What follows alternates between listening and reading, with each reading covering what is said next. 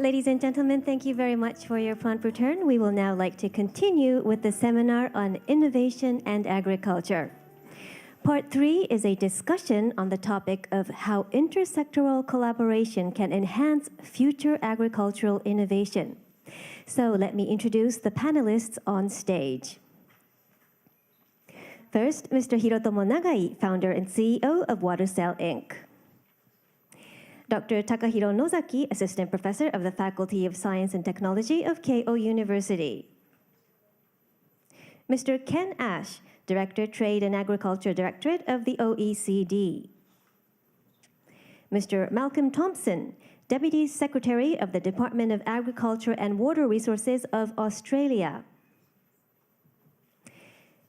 Mr. Toyohisa Aoyama, Deputy Director General of the Ministry of Agriculture, Forestry and Fisheries. And our moderator is Ms. Tomoko Omura. So, Ms. Omura, please begin.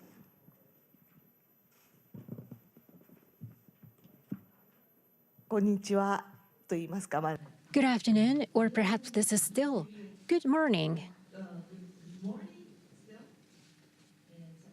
Be feeling jet lag, and thank you for coming here today all the way to Niigata. And it's such a wonderful opportunity to meet with you and discuss about the future of agriculture. And I hope this session will be fruitful for not only for the Japanese audience, but to you as well, to foreign guests as well.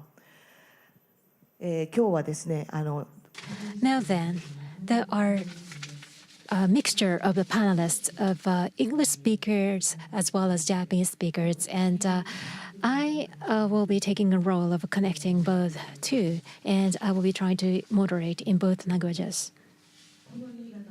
Now, Niigata City, of course, is famous for rice and the Japanese sake liquor.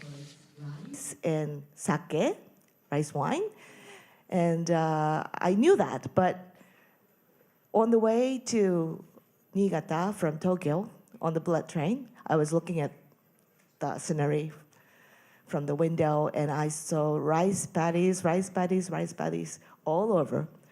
And I didn't know. I knew, but I just didn't realize that Niigata is such an agricultural prefecture that we are proud of. And this is the right place to discuss about the future of agriculture with you and with a gentleman here. Well, enough of me, but I'd like to, first of all, hear about the impression and the evaluation of the session so far. You have listened to the great presentations. And as a Japanese consumer and housewife, I felt a little bit pessimistic about the future because I don't know the reality. In fact, I didn't actually imagine that the agriculture in Japan is in such hardship and a difficult situation. I was very shocked being a housewife of Japanese. And therefore, why don't we ask questions to Mr. Thompson and Mr. Ash about the impressions and takes so far. Thanks very much for the question. Congratulations again to Japan for hosting the Agriculture Ministers G20 agriculture session, and to Niigata for the very warm welcome we received here. I'm very appreciative of that. I want to respond to your comment about being a bit pessimistic. I think the presentations this morning filled me with tremendous optimism about the future of agriculture in Japan, and the quality of the innovation that we had on show today with the presentations was exceptional. And I think the OECD report also provides a very clear and practical pathway for Japan's agriculture to continue to develop and to progress, and to do that through something that Japan has been very good at for many decades, and that is innovation. And part of my optimism is driven by the fact that Australia also has innovation at the heart of its agricultural story. So to put that in some context, we have some of the harshest agricultural environments and landscapes anywhere in the world. The Australian continent is 7.7 million square kilometres. It's very large. And in that, there's a diversity of soil types, of climate. We talk about Australia as a land of droughts and flooding rains, and our farmers have been managing in those environments since European settlement for over 200 years. And the reason that they've been able to do that is because of their capacity to innovate. And one of the practical suggestions that the OECD points to draws on our experience in Australia, where in the late 1980s, at a time when we were deregulating our agricultural sectors, trying to break down the sort of price support and the traditional subsidies, the protection from competition that those sectors were experiencing, at the same time as they were experiencing that shock, if you like, that wave of competition, international competition and challenge, the government put in place a unique, globally unique arrangement for public-private partnership in innovation, in research and development, and in funding for that research and development. And the Australian government spends annually over $1 billion on agricultural innovation, and a fair proportion of that, over $600 million of that, is in funding that goes to our research and development corporations, our rural research and development corporations that are sectorally based, that are dedicated to finding innovation in grain production, meat production, dairy, eggs, and poultry, pork, etc. And then translating that innovation directly into the farm sectors and the farm scale, because it's the farmers who contribute to that research and development funding as well. The Australian government contributes about $300 million, about half, and the rest comes from levies that are paid by the farmers themselves. So they have a direct stake in the innovation that happens. We find that that's a very powerful system. It's not perfect. We've recently reviewed that system, and we're going to be making, the government is likely to be making some changes to that system depending on which government is in power after the election next Saturday. But I'm happy to talk some more about that, but I'll leave it there. Later, yes.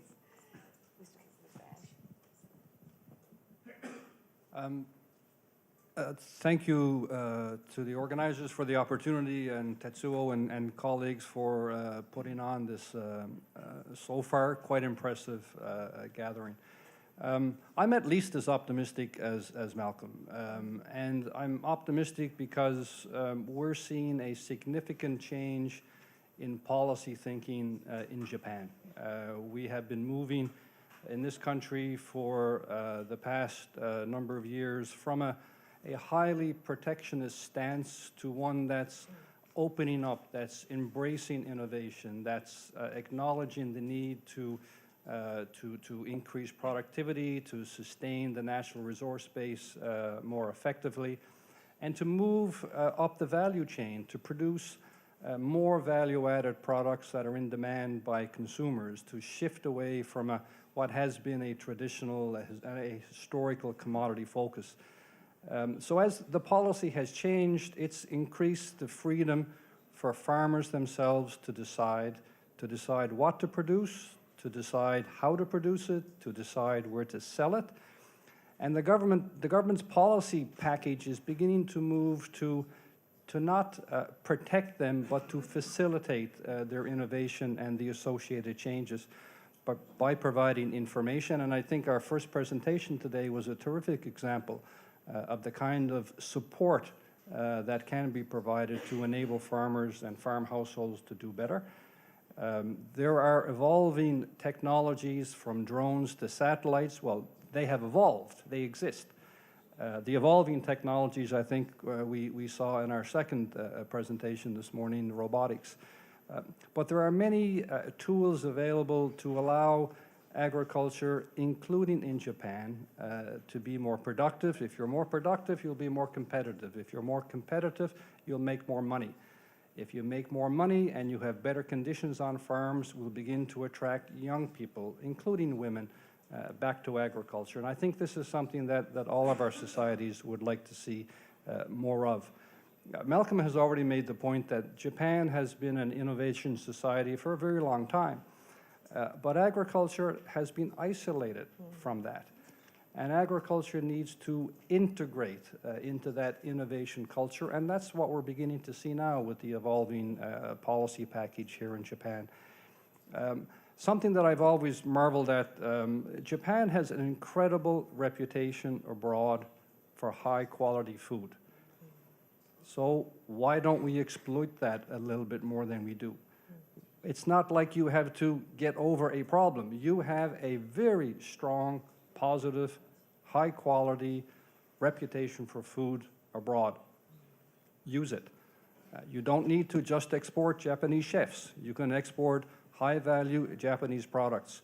You can export high-value Japanese services, again, like we heard from our two speakers this morning. So we're quite positive as long as the policy direction in Japan continues on the trend that it is. Tetsuo, I hope you're listening closely. And keep moving and allow farmers to do what farmers do best. Thank you. 私が悲観的と申し上げ I said that I am rather pessimistic, but now there's a light shined through the two presentations for today. Then perhaps the two speakers previously, maybe you want to add on further, Nagai-san and Nozaki-san. What have been the efforts of struggle so far? And Nagai-san, please.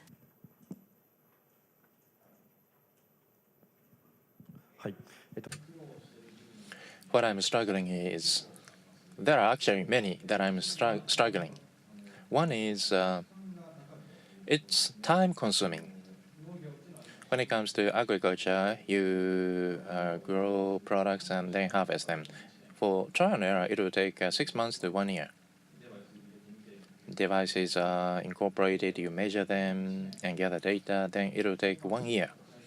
And you need to improve upon that and try again. So you try 3 to 5 times. Then it will take 3 years or 5 years. So it will be very time consuming.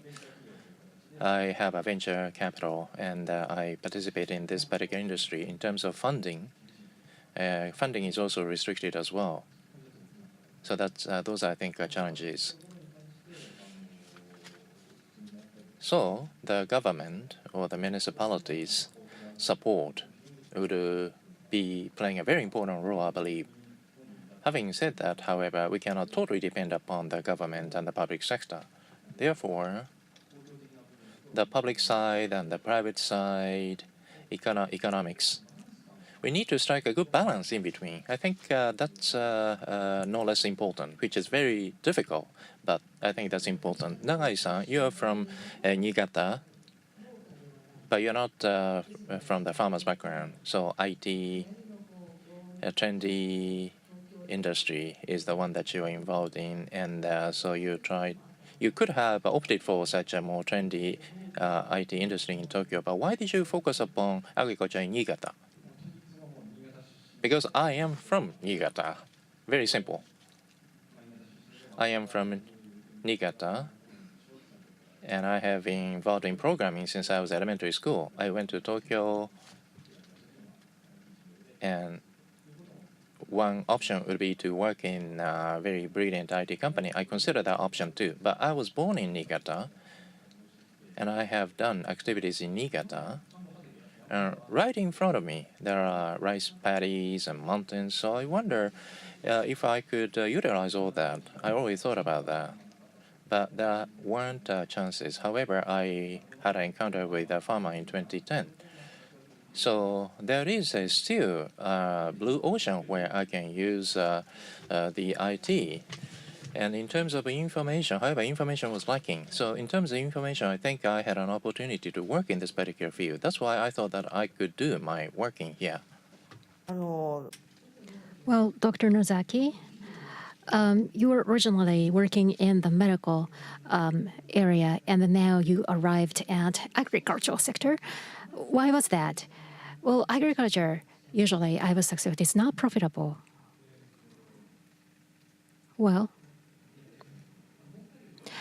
being profitable from that point of view, medical services is of course as generating higher margin per service, for example, but that require clinical studies and there are many hurdles. That's one thing. So sector by sector, the nature of the business is quite different. But for instance, without medical services, human being will be able to survive, although the lifespan will be shorter. Well, if the manufacturing factor is regressed a little bit and quality of products reduced a little bit, still humankind will survive. However, without food, no one would survive. Therefore, agriculture is the essential part of the life. Therefore, very important. Well, the secondary part you mentioned will feed everybody. We need to provide food for everybody. So the secretary mentioned earlier as well. Well, in my opinion, well, I am just a consumer. Well, farmers, number of farmers are declining. I know of that, hearing from news reports and so forth. But it is not just an OECD report, but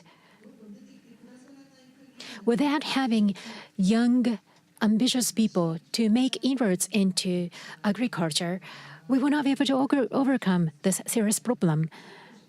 Being a part of the national government, what is your strategy to support such issue?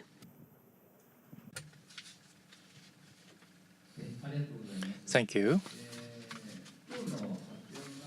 In today's presentations, there were some, optimistic and positive points that were raised. But the initial issues were that there was a shortage of human resources among the farmers. There are no succeeding generation, and therefore there is abundance of available farmlands. Then, one person or one corporation need to say get involved in the tillage of the land. However, there is limit to it. Therefore, from outside, new technologies needed to be incorporated. So in the current trend, where agriculture is placed in Japan, that is essential. So that was the background. So could allow me to introduce policy? Yeah, that's fine. As Mr. Nagai and Dr. Nozaki mentioned earlier, partially, ICT and robot have been developed in other fields. Advanced technologies should be utilized in the agriculture industry, which we call a smart agriculture in the government. We would like to push for that. Specifically, earlier, the agriculture management software, Dr. Nozaki talked about robotics. In the agriculture field, how those things are applied. So let me talk about that. In the rice fields, there is a satellite positioning technologies utilized. Autonomous driving robot tractors are now being used. And sensing data are analyzed from AI using drone. And that enable a bare minimum fertilization. And using smartphones, without going to the rice paddies, you can check the water level. So those are the things are now available, which are one form of smart agriculture. So I think it will be very explained all in words. So I have a video lasting for 1 minute and 20 seconds. So please take a look at that.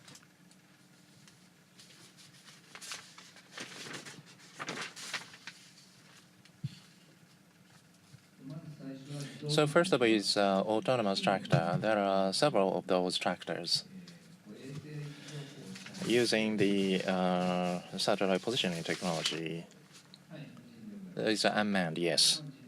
That's autonomous rice plant unmanned for rice planting.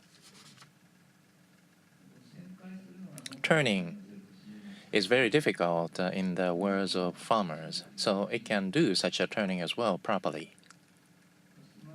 Smartphone use the operation. Once you use the smartphone, then in the field you can control water. The water control system works to change the water level. Now this is the drone is sensing, and the agriculture chemical spraying is done, and automatically operated combines are there, even though the person is on the combine, but it's automatically operated. So for all the elements, advanced technology should be incorporated. Then, as a total, innovation will be taking place in agriculture to make a change in agriculture. That's what we want to do. So starting from April this year, 69 locations all across the nation, paddy, rice, vegetables, and livestock raising. So following those agricultural typologies, we have been conducting empirical research. What will be the cost? And we are going to measure the cost. And what will be the practicability? Without knowing that, we cannot go forward. As Mr. Nagai mentioned, it will be time-consuming and costing as well. And for farmers who are going to introduce these technologies, how much do they have to make investment? How much their income is going to increase? Without knowing all that, they cannot decide to incorporate such technologies.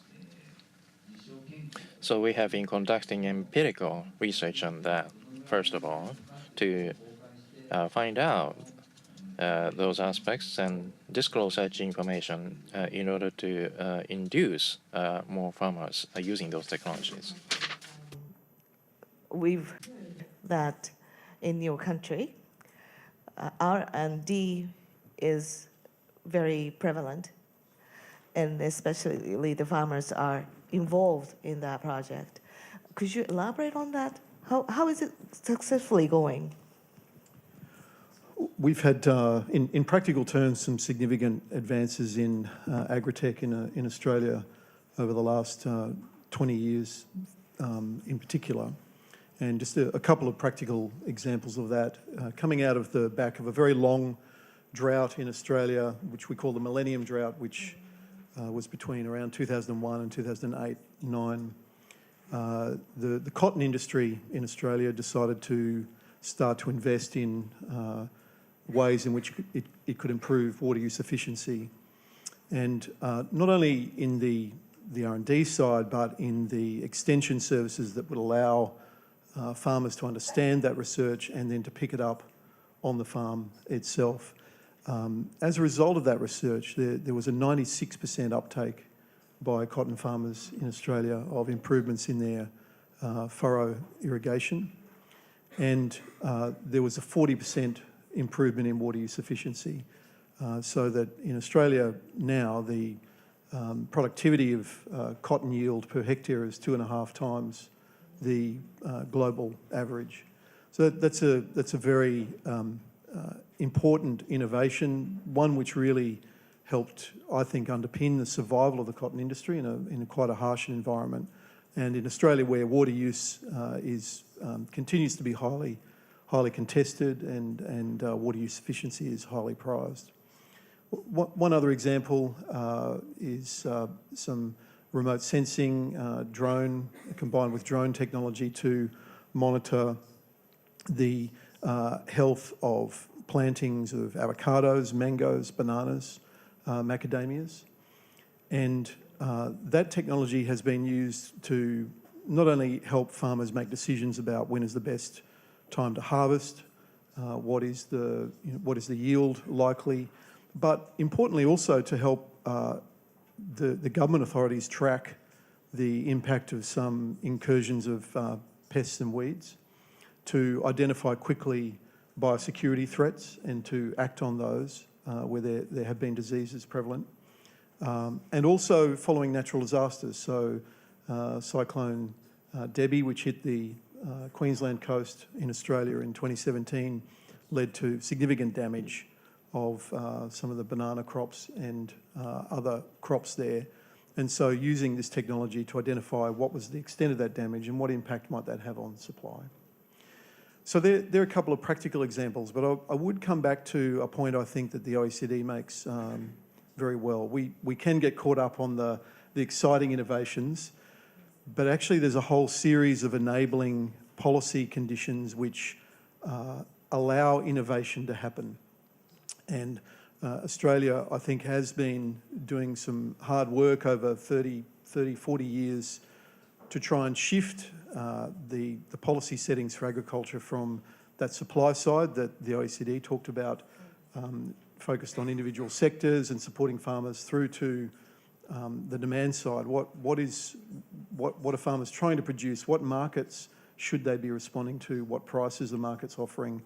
And then innovation on top of that. What produce of a quality and of a price can we produce that will allow us to access those markets? That's been the story, for example, of Australian beef exports for decades to come, which is why Australian beef has such a high profile and such a great reputation worldwide.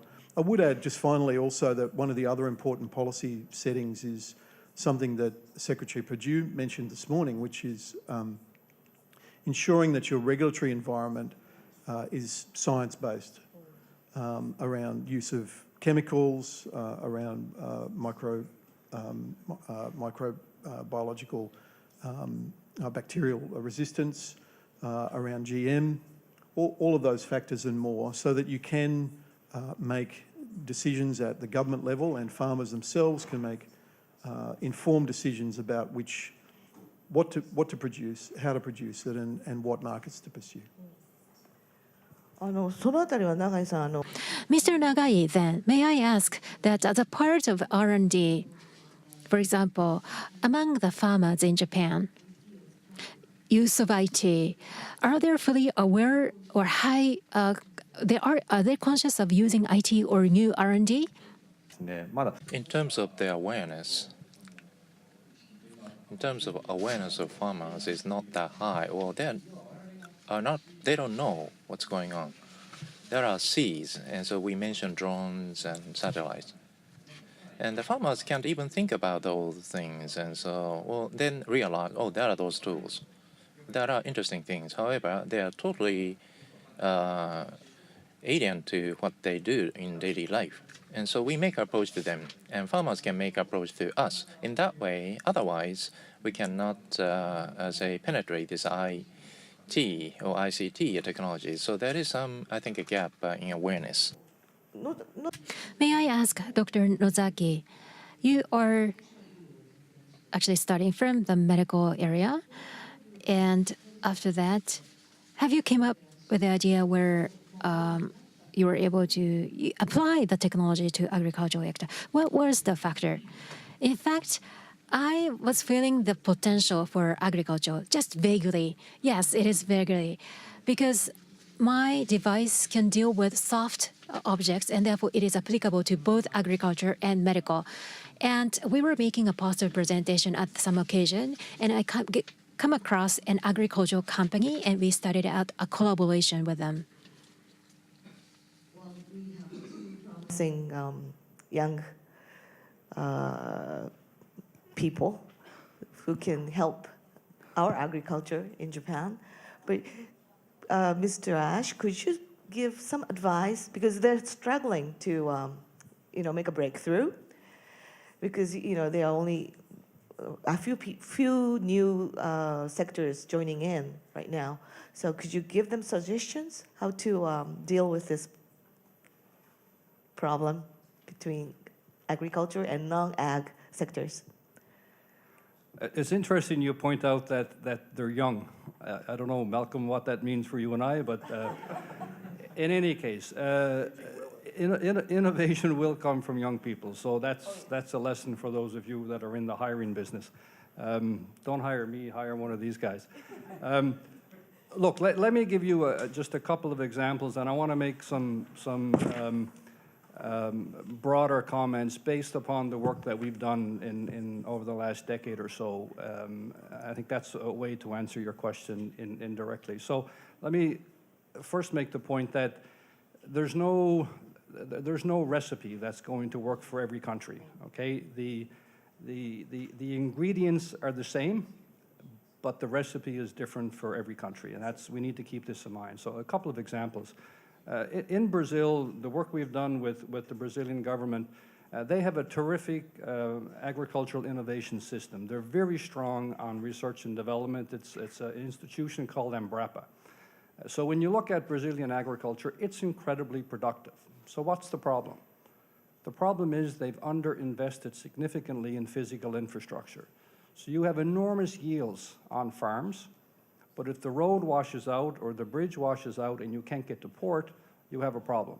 So when we look at Brazil, we see something, and our advice is very different than if we looked at Australia or Japan, for example. The second example, my own country, Canada, we have a terrific system of public R&D and a very good public-private partnership arrangement. We also, though, spend more of our available resources on something called business risk management. So it deals with problems after they occur. And our advice to the Canadian government was, well, that's okay, but maybe you need to invest more on the R&D side to mitigate risks, to avoid them from happening in the first place. Third example, sorry, Malcolm, Australia, and this comes from work we did a very long time ago. And I want to use the example because we've talked about productivity, we haven't talked about sustainability. So in Australia, if you go on a broadacre farm, you will find many operators who I asked the guy, so what is it you farm? And his answer was, I farm water, which took me a while to figure out. He plants according to the water table, okay? He has equipment that using, this is a decade ago, using satellite technology can distinguish a plant from a weed. So when he's applying pesticides, he has a machine that just shoots pesticide on the weed. It doesn't spray across the field.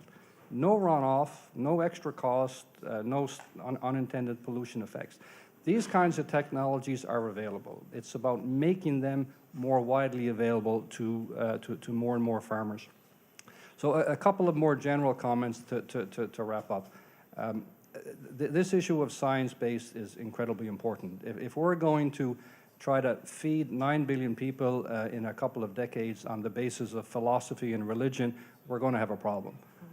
There needs to be a much greater reliance on science, on technology, and that comes from economy-wide investments as well as specific investments in agriculture itself. But the spillover benefits, and this is one of our key messages to Japan, integrate agriculture and agriculture innovation into your overall innovation system, contribute to it, benefit from it, and we think the payoff would be much, much higher. Second element of R&D that's, I think, grossly underexploited, many countries are facing exactly the same problem: how to use water more efficiently, how to farm without using as much pesticides and fertilizers, how to adapt crops that are suited to a changing climate. Why are we all doing this research independently? There is a tremendous opportunity for more international cooperation, for more exchange of information, of insights. You know, I don't know if you have partners around the world, but you should. And I think this is an area that's grossly underexploited. Final comment I want to come back to. None of this works if we don't have well-functioning input markets so farmers can acquire the best technology, the best service, the best seed from around the world. None of it works if farmers are not able to access lucrative markets, whether they're at home, in the case of Japan, in Asia, or around the world. So allowing farmers to access inputs and access output markets will underpin everything that we've been talking about this morning. Thank you. その辺ちょっと反論 Well, I'd like to ask a rebuttal on that point. Being a part of the government, national government, well, deregulation, relaxation of the regulations that have been promoted by the Japanese government, right? What Mr. Ash mentioned is that farmers, So there should be markets for farmers.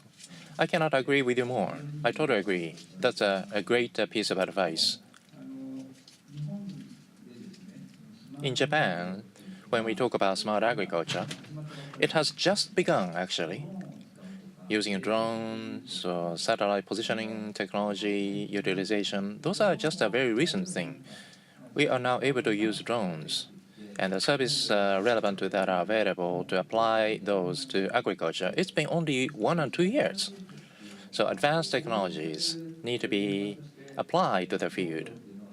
And agriculture is a good field to apply those technologies. So the recognition started to arise now. As Mr. Nagai mentioned earlier, the farmers are not interested in or not recognizing this particular field yet so much.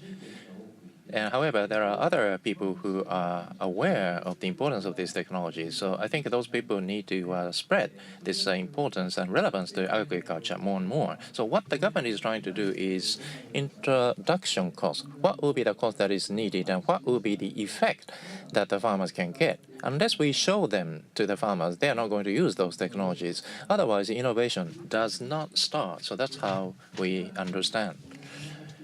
And going forward, the advanced technologies are incorporated. Innovation-based agriculture will be starting. But beyond that, data-utilized agriculture need to take place. Based upon experience, from that, we need to change to data-based agriculture. For that sake, we need to deploy policies, and that's what we are intending to do. 永井社長の Well, Mr. Nagai, your product catalog shows that from memory to recording, data recording. So from memory to data recording. So I was wondering what is the right word for the English. So changing memory and experiences into the data. So I think that you should think about the slogan or the catchphrase in English as well. So we have the front runner, 2 front runners today.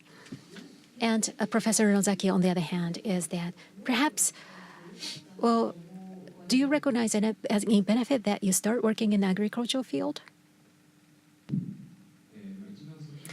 To be frank, I visited many farmers and be able to get in touch with nature is a rich experience. I've been always working in a small lab all the time. So that was actually enriching my own personal experiences. But in fact, well, when I talk with people in the factory, users are in the factories. However, in working with the farmers, there are people working in the fields, and that enriches my life. So I is very appreciative of this experience. But it takes time and it takes money in order to implement this technology. It's not like Silicon Valley. As long as you have data or system, and as long as you just make an encounter with new people, and that doesn't.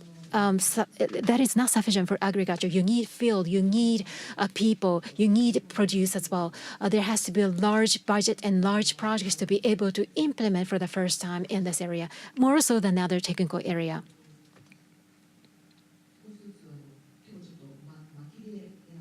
Well, time is a bit limited, and have your final comment. どなたからいきましょうか。who should be the first one? Well, how should we promote or enhance the collaboration between agriculture and non-agricultural sectors? So, can I, 永井さんにちょっとお聞きして。May I ask Nagai-san for this question? Do you have an opinion for the future of agriculture? What should we do? What I am feeling right now is that I am from engineering background. I did programming. Starting from last year, I had a more hands-on experience on agriculture as well. So agriculture is very wonderful and it's very deep. I came to realize that the knowledge that is required of agriculture is important. And we need to do that scientifically. Biology is important, chemistry is important, fertilizers are used as well. So chemistry is important, the knowledge on machines is important, meteorological insight and knowledge are important, and data analytic mathematics is also important. Using information-based analytics is important as well. So wide, extensive scientific knowledge is going to be needed. That I am starkly being aware of nowadays. So in one word, some people say that agriculture is very old, but this much of knowledge is required. You have to be very smart. So I think you need physical strength as well. It's more about total sort of battlefield of science. That's how I feel. Then the young people who are smart and who can think about in a logical way should get involved in this industry. For example, like IT engineers who used to work in Tokyo, go to the provincial areas to get involved in agriculture in logical thinking, thinking logically, and they should get involved in agriculture. That would be very interesting, I think. Spatial temporal restrictions are the conditions for agriculture, despite, which is not the case of IT. So I think there's a good match. If the weather is not that good, and in the winter, when they have enough time, they can do some programming and do some other work as well. So I hope young engineers should get involved in agriculture. Then I think innovation will be promoted further. 野崎先生はいかがでしょうか。 How about it, Dr. Nozaki? Right. Actually, I agree. It is true that there are two factors which are time and space boundary exist. Then when two sectors of that combine, then that actually improves the freedom. So in my case, whenever and anywhere we can do this work if they use our robotics technology. So it will affect the lives of people quite a lot. And that farming is quite outrageous, bound by time and space. But we are able to accommodate with that by using robots. So listening to Mr. Nagai's story, I just thought about this now. Also, again, encountering random bay does not actually create productive results in farming area. It is an outdated slogan. However, selection and focus is truly required in agricultural business nowadays. Thank you. Any suggestions to the Japanese young people? I think one of the things that we rely on young people in our countries for is not just your technological expertise, but also your optimism. And we need to tap into that and invest in it to get the most out of it. It's the same in Australia. I would say that we also face an ageing profile for our farming sector, and our sector continues to be going through adjustments. But I think there is cause for optimism. I think we're only just beginning in globally the impact that the innovation can have. I mean, recently, in the last couple of years in Australia, there were estimates done of digital agriculture increasing productivity by billions of dollars, $20 billion. Even if that's half right, that value should be chased after. We should be chasing after that through innovation. And I think a government has a really important role to enable that, to put in place the settings that enable that innovation, to encourage it, using all of the things that we've talked about and many of the things that the OECD has suggested. And as I mentioned before, our innovation system is also undergoing change, and we'll look to improve it. Maybe, Mr. Ash, as you mentioned, there's no one easy, quick solution to the problem. Can I have your final suggestion to the Japanese agricultural sector? Sure, and even both of these young people on the panel here have talked about the importance of time or money, and time and money, and I want to address both.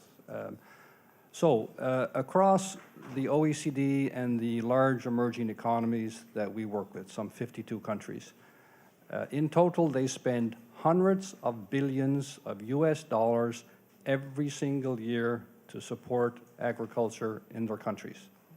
Hundreds of billions. Some of that money could be redirected to support the kinds of innovation in public-private partnerships or in various forms that we've been talking about. So it's not that governments need to spend or find new money, but maybe some governments can use some of the money that they currently spend differently. And I think that would go a long way to taking care of the money part. Time, yes, it takes time, but we've been doing things less well for a very long time. If we begin to do them better tomorrow, we'll finish sooner than if we wait till next year. So we can't control time, but we can control when we start. In terms of broader advice, I think, I guess I'm an internationalist, but there isn't as much conversation across borders on R&D, on scientific cooperation, nor on trade cooperation as there might be. And I think coming back to the reality that we all live in the same world, there's a mutual benefit in doing things a little better, working more closely together. That'll pay off for all of us. Thank you. では青山総務官。 Now then, Deputy Director General Aoyama, what direction would you like to lead the Japanese agricultural sector? ことで言えない。 I cannot say it in one word. Smart agriculture to be realized. We have to make that happen, and thereby increasing productivity. For that sake, we need to have the farmers recognize the good effect out of that. So our policy, government policy, is shifting toward that direction. And beyond that, data used agriculture should be prevailing. So the challenges of agriculture in the past that should be resolved in such a manner.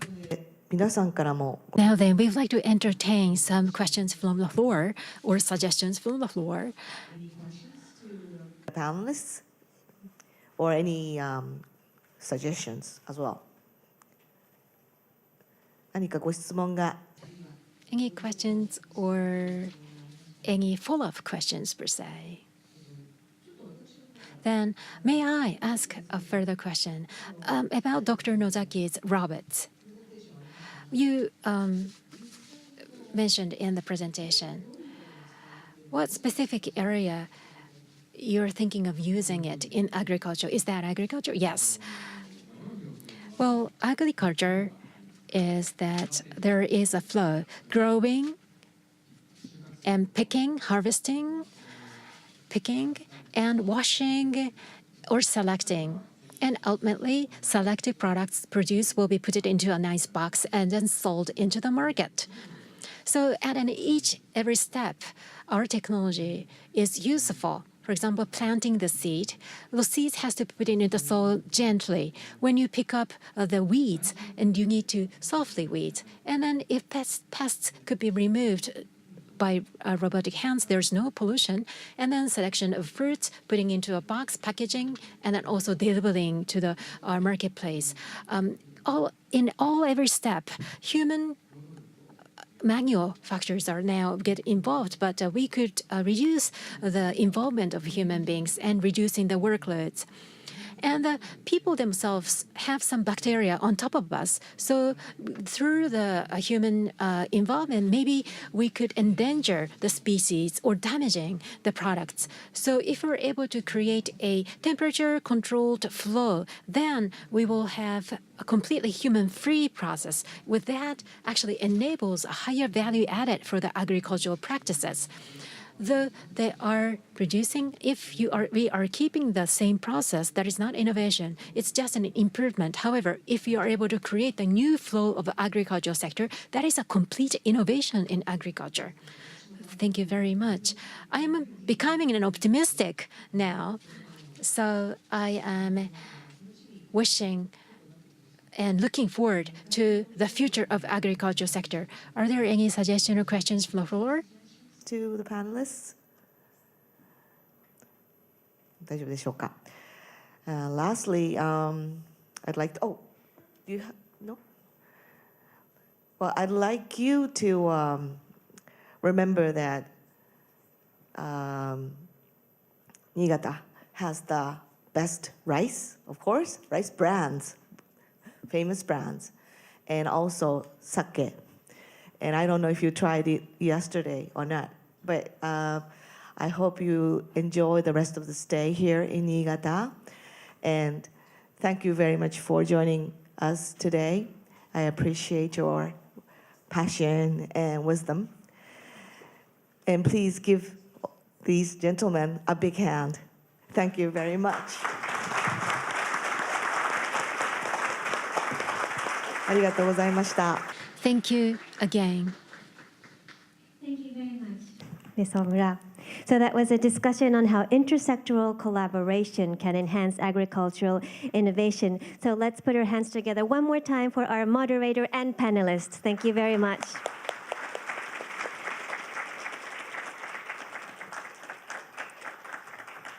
Thank you. So with this, we conclude today's seminar on innovation and agriculture. I'm sure you all found the seminars to be very fruitful and valuable. Then finally, I would like to express our sincere gratitude for your attendance today. Ladies and gentlemen, thank you very much.